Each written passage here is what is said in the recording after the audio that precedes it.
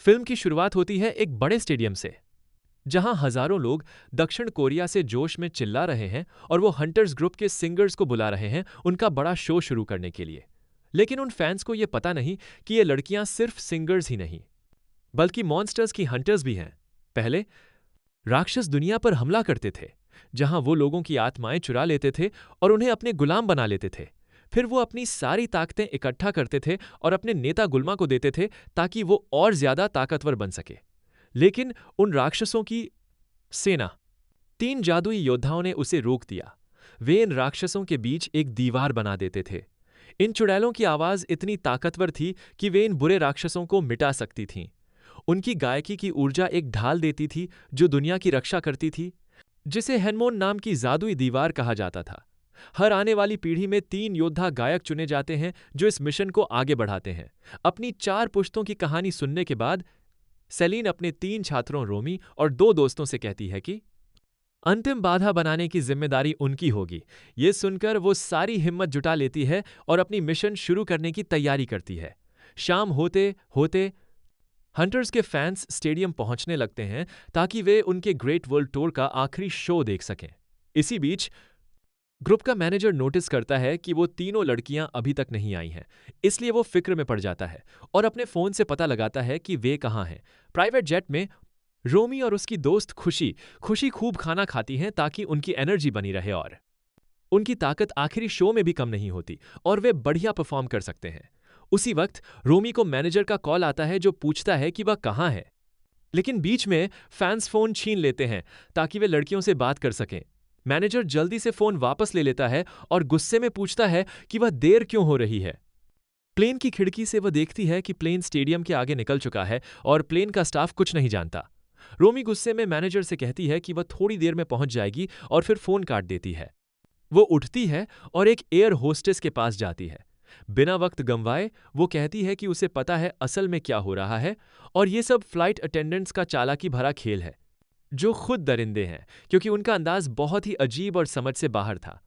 जब रोमी उस air hostess की बांह पकड़ता है तो उसके शरीर पर कई निशान दिखते हैं। यह देखकर फ्लाइट अटेंडेंट्स को पता चल जाता है कि लड़कियां उन्हें पहचान गई हैं। अब सभी दरिंदे अपनी असली शक्ल में आ जाते हैं और कहते हैं कि वे स्टेडियम में मौजूद सारे फैंस को मार डालेंगे। ये सुनकर तीनों गुस्सा हो जाते हैं और तैयार हो जाओ और उन पर हमला कर दो। वे अपने गानों के जरिए हनमून की ताकत फैलाकर विमान में चढ़ते हैं। फिर विमान में रखे थर्मस का इस्तेमाल करके राक्षसों पर हमला करते हैं और उन्हें हमेशा के लिए खत्म करने का सोचते हैं। इसलिए वे अपनी जादुई हथियार निकालते हैं जो हनमून की शक्ति से बने हैं। फिर पूरा ग्रुप मिलकर राक्षसों पर हमला करता है और आसानी से उन्हें मार देता है। लेकिन तभी वे देखते हैं कि कुछ राक्षस अभी भी जिंदा हैं, जिन्होंने विमान के टुकड़े चोरी करके भाग गए हैं। बिना वक्त गंवाए लड़कियां अपने न्यूडल्स खत्म करती हैं और प्लेन से कूद के हवा में उड़ते हुए स्टेडियम की तरफ आते हैं। जब वहां पहुंचते हैं तो सीधे स्टेज पर उतरते हैं और बाकी बचे हुए राक्षसों को मारना शुरू कर देते हैं। रोमी की फैन अपनी चाकू से आखिरी राक्षस को मार देती है। सारे राक्षसों की फौज को मारने के बाद हंटर्स की टीम अपने फैंस के सामने अपना शो करती है और खुश होती है कि पहली बार हानमून का एक हिस्सा सुनहरे रंग में चमक रहा है। शो के अंत में एक बड़ा जादुई ढाल बनता है जो पूरे इलाके में फैल जाता है और फिर वो रुकवा देता है कि राक्षस फिर से मानव दुनिया में ना घुस पाए। लेकिन अंडरवर्ल्ड डेमोन्स की दुनिया में बचा हुआ एक राक्षस जो प्लेन से बचकर भाग गया था, गुइमा के पास आता है और घबराकर कहता है कि वो लड़कियों को रोक नहीं पाया क्योंकि उनकी स्किल्स बहुत अच्छी हैं, वो बहुत बहादुर हैं। ये सुनकर गुइमा गुस्से में अपनी आग की ताकत से उस राक्षस को जला देता है और कहता है कि वो अपने राक्षसों की हार बर्दाश्त नहीं कर सकता। ये देखकर बाकी बुरे राक्षस भी डर जाते हैं। फिर एक और राक्षस लड़का जीना अपने बैंजो बजाते हुए गुइमा के पास आता है। उसके साथ एक डरावना टाइगर भी था। उसके साथ उसके दोस्तों का एक ग्रुप भी था। गुइमा ने उससे पूछा कि वो ये सब क्यों कर रहा है। तब जीना ने बताया कि उसके पास योद्धाओं का सामना करने का एक प्लान है और इस बार उनकी जीतने की अच्छी संभावना है। जीना कहता है कि हेनमून की ऊर्जा को खत्म करने का सिर्फ एक ही तरीका है। वे एक नकली ग्रुप बनाएंगे जो सारे फैंस को अपनी तरफ खींचेगा और हेनमून की ऊर्जा को कमजोर करेगा। गुइमा इस पर हंसता है, लेकिन उन्हें मिशन शुरू करने की अनुमति दे देता है। लेकिन वह पूछता है जीना बदले में क्या चाहता है? जीना। कुछ देर चुप रहती है और फिर कहती है कि बस उसके पुराने यादें मिटा देनी चाहिए। स्टेडियम में वापस तीनों लड़कियां हैनमून के सुनहरे हिस्से देखकर हिम्मत जुटाती हैं। वह मैनेजर और उसकी टीम को अलविदा कहती हैं और अपने बिल्डिंग के लिए निकल जाती हैं। खुशी खुशी। रूमी के दो दोस्त रसोई से ढेर सारे मिठाइयां लेकर सोफे पर बैठकर आराम करते हैं। इसी बीच रूमी फैसला करती है कि ग्रुप का नया एल्बम जल्द से जल्द रिलीज होना चाहिए ताकि सुनहरा हैंडमून पूरी तरह बन सके। फिर वो एक अलमारी के पास जाती है जहां वो नए कपड़े देखती है जो वो अपनी अगली वर्ल्ड टूर में पहनने वाली है। मी तुरंत अपनी दोस्तों के पास जाती है जो नर्वस हो जाती हैं जब वो देखती हैं कि उसकी दोस्त ने पहले ही अपना नया ड्रेस पहन लिया है। उसी वक्त मैनेजर आता है और कहता है कि पूरा दुनिया उनके नए एल्बम को सुन रहा है। अब थकान के बावजूद लड़कियां उत्साहित हो जाती हैं और अपना काम जारी रखने का फैसला करती हैं।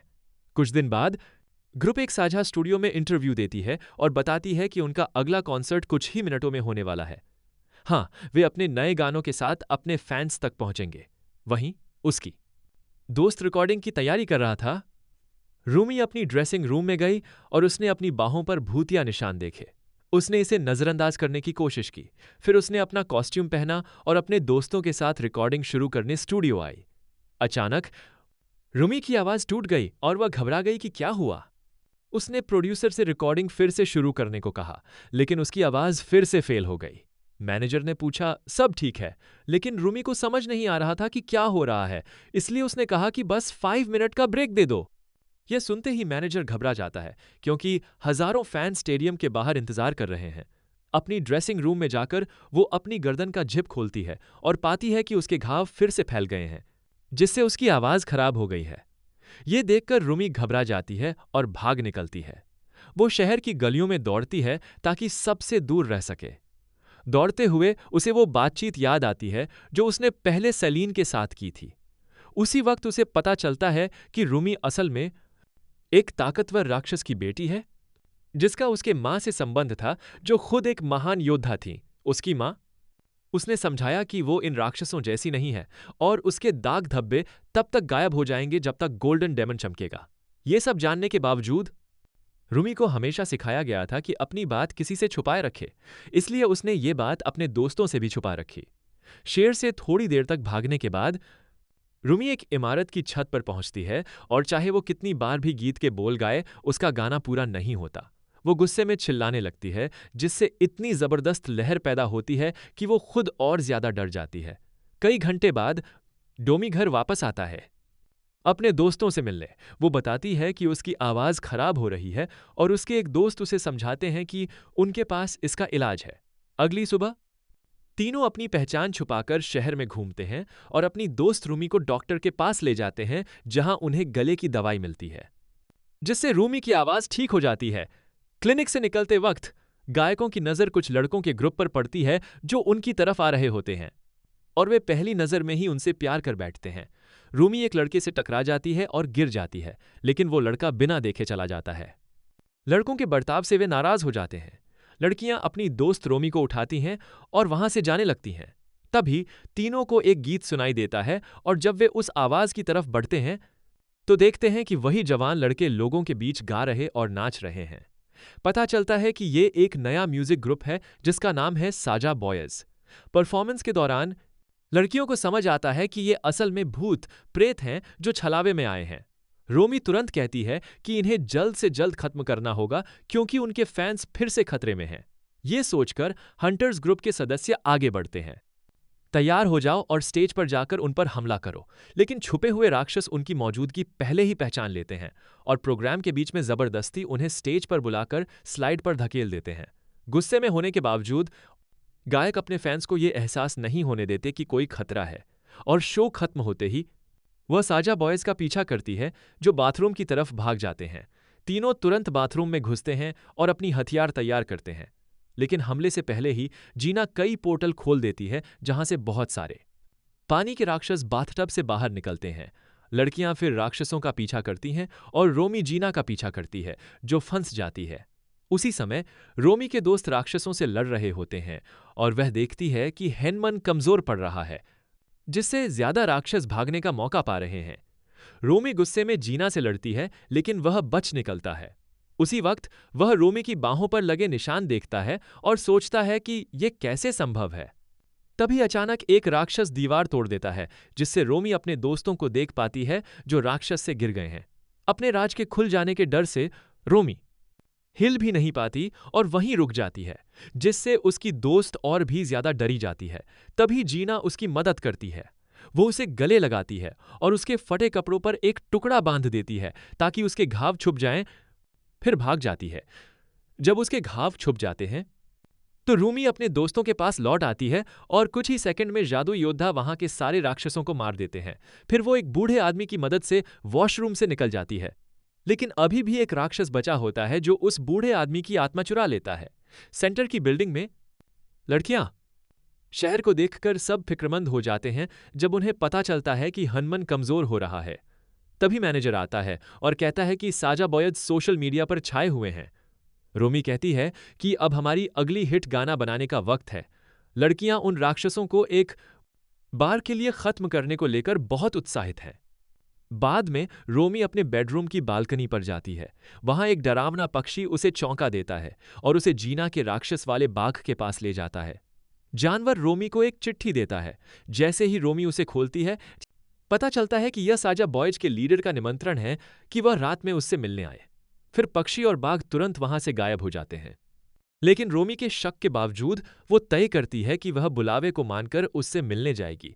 जैसे ही वह वहां पहुंचती है, रोमी अचानक जीना पर हमला करने की कोशिश करती है, लेकिन उसे एहसास होता है कि यह बस एक गलती थी। फिर जब वह ग्रुप के नेता को देखती है तो फिर से हमला करने लगती है, लेकिन जीना उसे शांत करने की कोशिश करती है और कहती है कि वह सिर्फ बात करना चाहता है और बताती है कि गुइमा उसके जीवन में हो रही सारी बुरी चीजों के लिए जिम्मेदार है। जीना बताती है कि उसकी आत्मा को माजी में एक दानव स्वामी ने कैद कर रखा है। फिर वह रोमी से पूछता है कि ये निशान उसे कैसे मिले, लेकिन वह मना कर देती है और फिर से हमला कर देती है। लेकिन लड़का गायब हो जाता है तो वह गुस्सा हो जाती है। जैसे जैसे वक्त गुजरता है, गायक अपना नया गाना शुरू करते हैं और प्रोडक्शन के दौरान वे हन्नाम से निकलने वाले राक्षसों का भी शिकार करते रहते हैं। इसी बीच दैत्य जैसी बाघिन रूमी को परेशान करती रहती है। वह उसे अपने दोस्तों से छुपाने के लिए अपने कमरे में छुपा लेती है। कुछ दिन बाद लड़कियां अपने फैंस के लिए ऑटोग्राफ सेशन रखती हैं, लेकिन अचानक साजा बॉयज वहां आ जाते हैं। फैंस के बीच मतभेद ना हो इसलिए रूमी कहती है कि सब लोग साथ में बैठेंगे। इसी दौरान गायक सबके सामान पर साइन करते हैं, जिससे फैंस के बीच अफवाहें फैलने लगती हैं कि शायद इन दोनों ग्रुप्स के बीच एक प्रेम कहानी चल रही है। बाद में जब रूमी अपने कमरे में गाने के बोल लिख रही होती है तो उसके दोस्त वहां आ जाते हैं। तब रूमी मुश्किल से उस दानव जैसी बाघ को छिपा पाती है जो अब हर दिन उसका पीछा करता है। समझते हुए कि वह लंबे समय तक उस दानव बाघ को सहन नहीं कर पाएगी, वह दावत को नजरअंदाज नहीं करती और जीना से मिलने का फैसला करती है। इस दौरान दानव पूरे इलाके के लोगों की आत्माओं को पकड़ लेते हैं और कुछ ही दिनों में कई लोग शहर से गायब होने लगते हैं। जब वह जीना से मिलती है तो वह उसे बताती है कि उसने गीना को गुल्मा की पकड़ से आजाद कराने का रास्ता ढूंढ लिया है और कहती है कि जब गोल्डन हेवन का समय खत्म हो जाएगा तो डेमन लॉर्ड का इंसानी दुनिया पर कोई असर नहीं रहेगा। रूमी गीना से कहती है कि हंट्रेस ग्रुप को फिर से मशहूर बनाने में मदद करे, क्योंकि जब वे अपने फैंस के साथ मजबूत रिश्ता बनाएंगे तो वे ऐसी मजबूत दीवार बना पाएंगे जो गुल्मा को हमेशा के लिए कैद कर देगी। वो ये भी कहती है कि अगर गीना सच में डेमन लॉर्ड की चालों से आजाद होना चाहती है तो गोल्डन हेवन की चाबी बनने के बाद वह इंसानों के बीच रह सकती है। लेकिन गीना थोड़ी देर सोचती है और वह मना कर देता है। उसी वक्त एक चूड़ी बेचने वाली वहां आती है और रूमी को अपनी एक चूड़ी देती है। रूमी जीन को मनाने की कोशिश करती है कि वह चूड़ी अपने पास रखे और कहती है कि उनके आजाद होने का एक ही तरीका है, वो है बुरे नेता को हराना। कुछ दिन बाद वे तीनों स्टेज पर अभ्यास करते हैं, लेकिन रूमी कहती है कि उसे अभी जो गीत मिले हैं वे पसंद नहीं हैं। यह सुनकर लड़कियां हैरान हो जाती हैं और उसके व्यवहार पर सवाल उठाती हैं। तभी अचानक स्टेज पर एक बड़ा झटका लगता है। उन्हें शक होता है कि बड़े बड़े राक्षसों का एक समूह निकलने वाला था, इसलिए वे सब प्रैक्टिस छोड़कर वहां से चले जाते हैं और मैनेजर अकेला वहीं रह जाता है। फिर तीनों सबवे की छत तक पहुंचते हैं। जहां कई राक्षस उनके पास आ रहे होते हैं।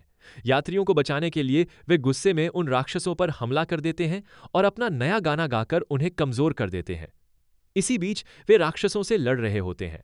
अचानक रूमी एक बड़े राक्षस बॉस के हमले से हैरान रह जाती है, जो उसे इतनी जोर से मारता है कि वह दूर गिर जाती है।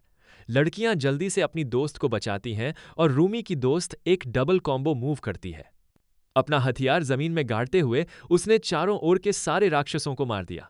लेकिन तब तक बहुत देर हो चुकी थी और जब वे सबमरीन के डिब्बे से बाहर निकले तो देखा कि सारे यात्री राक्षसों के कब्जे में थे। जब सबमरीन स्टेशन पर पहुंची तो रूमी के दो दोस्त दुखी होकर उसके बिना ही वहां से चले गए। कुछ घंटे बाद रूमी फिर से जीना से मिली और बातचीत के दौरान उसने माना कि जीना से बात करने लगी तो उसकी आवाज वापस आ गई। फिर वे दोनों साथ में एक गाना गाने लगे और गाने के बाद जीना को एहसास हुआ कि वह अब गीना को गोइमा की आवाज उसके दिमाग में सुनाई नहीं देती। इससे गीना ने रोमी की मदद करने का फैसला किया और वादा किया कि वो अपनी ग्रुप की फेम को अगले कॉन्सेप्ट में खत्म कर देगी ताकि ट्रायो ग्रुप फिर से सामने आ सके। रोमी खुशी खुशी घर लौटने का फैसला करता है, लेकिन उसी वक्त गीना फिर से इन्फर्नल लॉर्ड के पास खींच ली जाती है, जहां गोइमा उसे उसकी माजी की याद दिलाता है। गीना अपनी यादों में देखती है कि उसने अपने परिवार को तब छोड़ दिया था जब उन्हें उसकी सबसे ज्यादा जरूरत थी। गीना घबराती है, लेकिन गोइमा कहता है कि ओल्मा पाज एलिमा डॉट बिरिया गीना भीली जाती है नॉर्डशा।